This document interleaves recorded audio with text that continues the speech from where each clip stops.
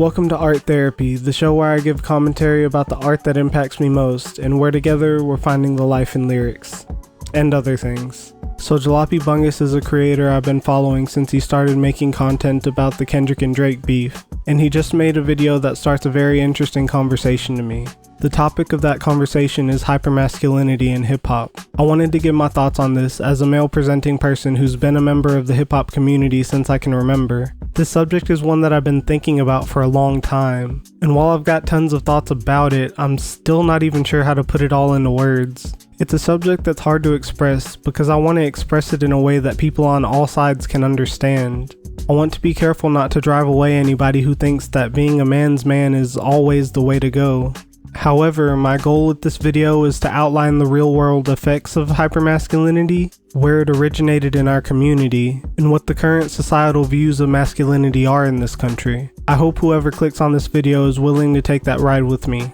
If you are, then let's go. Hypermasculinity in the hip-hop space has been an issue for a long time, but before we get into the specifics, let's talk about what it is in the first place. Hypermasculinity is a psychological and sociological term for the exaggeration of male stereotypical behavior, including but not limited to emphasis on physical strength, aggression, and human male sexuality. A lot of people see a definition like that, something criticizing any aspect of masculinity, and start to feel like it's an attack on masculinity as a whole. That's not the intent of addressing the subject at all. We just mean to acknowledge that leaning too heavily on the masculine can produce negative effects in the sense that too much of anything can be negative. Nobody's trying to say that masculinity in itself is toxic or that we should attack the concept as a whole. However, there are negative effects to an obsessive infatuation with only the masculine side of things. And the sooner we realize that, the sooner we'll be able to live more free, emotionally open lives. Life is about finding the balance between extremes, and the balance between masculine and feminine energy is no different, if that's the way you want to look at it. Life is much harder when you exist on the far side of either end of that spectrum, but it becomes easier when you realize that both ends have value. Emotional openness and the ability to be vulnerable has just as much value as the ability to man up and power through things when needed. To be a regulated human is to find a natural balance and keep that balance over time, not to pick a side and stick to it. Overexposure to masculinity with not enough emotional vulnerability being modeled for you results in stunting of social emotional growth. This results in there being plenty of people who bottle up their emotions, keep themselves from processing things, and we often see examples of people who do that end up lashing out due to feeling unsupported. I'm an example of the negative effects of this. During periods of my life, I would do the same thing, and it never resulted in anything positive. The time in my life that I subscribed to this traditional male approach to my emotions led to me being stuck in a state of instability. It never gave me back anything but lack of support and lack of communication. Since ditching that, I've opened up a lot more, gotten more comfortable expressing myself, and even gotten treatment and therapy. That's something I never would have done if I stayed locked into the idea that emotional vulnerability is a bad thing. This point in time in the hip-hop community is a very important point where we get to decide which way we want to go. Do we stay in our current comfort zone? Do we stay sheltered in our overexertion of stereotypically masculine traits? Do we stay cramming ourselves into that box? Or do we realize, for once, that the box isn't there? Nobody gets to dictate what being a man is but you. Anybody who tries to define it for you is probably trying to manipulate you or sell you something. I'm here to say, don't be manipulated into stunting your own emotional growth. It isn't worth it.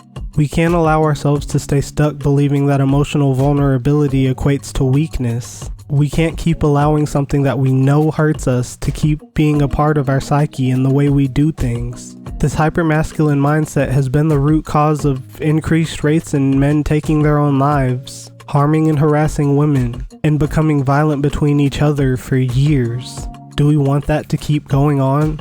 Or do we want to put that down in favor of something that serves us instead of hurts us? This isn't to say that I'll ever judge the people who exist in the hypermasculine ecosystem of hip-hop, because there's historical context as to why it became such an issue in the first place. The first thing we have to take into account in this conversation is that hypermasculinity in hip-hop came as a result of systemic neglect and over-policing. If you really wanted to zoom out, you can include this subject as a response in the overall black community to slavery.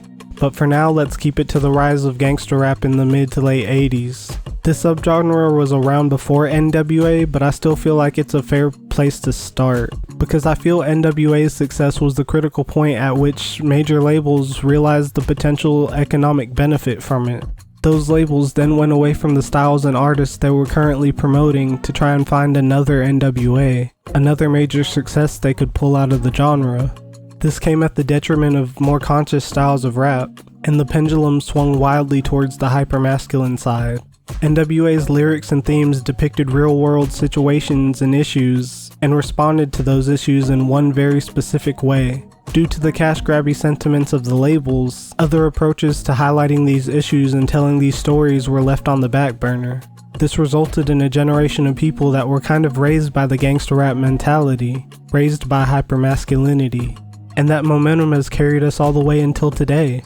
Although now we have easier access to more varying styles of music and entertainment in general, there's still a bit of a void where vulnerability in hip-hop would be, even though there are more artists that are willing to supply it to us. There's more demand for that vulnerability than there is content to satisfy it on a mainstream level. This demand can be seen in the response to when vulnerable hip-hop gets put out. Without this demand, Rod Wave wouldn't be having the career he is. Kendrick Lamar's Mr. Morale and the Big Steppers wouldn't have done as well as it did. We wouldn't be now seeing the response to Ray Vaughn's new mixtape, The Good, the Bad, and the Dollar Menu. When vulnerable hip-hop gets put out, it does well because we've been hungry for it for a long time. Us in the hip-hop community have to give up the idea that emotional vulnerability is counterproductive, not only just to heal ourselves, but because it's what people genuinely want. You can pause here to read this graph from the Pew Research Center, but I can tell you what it represents. Around 60% of surveyed Americans believe not enough value is placed on men who are caring, emotionally open, soft-spoken, and affectionate. This represents a demand for not only art that represents these traits, but men in general that do. It represents a want for change. So, as a hip-hop community, do we want to lag behind what's legitimately wanted from us as people? Or do we want to expand our scope? Does a life of bottling up your emotions and refusing to grow actually sound better than evolving? That's the question we have to ask ourselves as a culture. Studies show that 90% of younger men now prioritize mental health, indicating an aggressive shift from past generations. And I believe that our music should start reflecting this change more. I believe hip-hop as a culture is slightly lagging behind this cultural shift. And I'm just waiting to see a bigger wave of emotionally conscious content in our community. I believe it's coming though when you look at the content we've been getting. Mr. Morale and the Big Steppers is, in my opinion, an album that started a cultural shift within hip-hop. Then you have Chromacopia, The Good, the Bad, and the Dollar Menu, and other bodies of work as of recent years that serve the purpose of ushering us into a different age of hip-hop.